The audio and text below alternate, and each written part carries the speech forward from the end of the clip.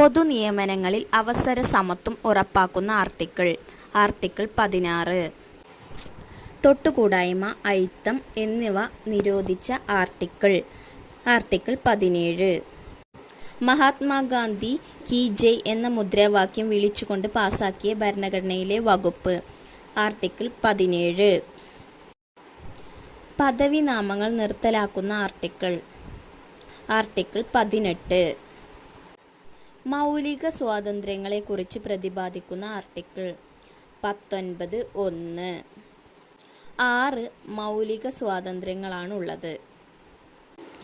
ജീവിക്കുന്നതിനും വ്യക്തി സ്വാതന്ത്ര്യത്തിനുമുള്ള അവകാശത്തെക്കുറിച്ച് പറയുന്ന ആർട്ടിക്കിൾ 21. മൗലിക അവകാശങ്ങളുടെ അടിത്തറ എന്നറിയപ്പെടുന്ന ആർട്ടിക്കിൾ 21.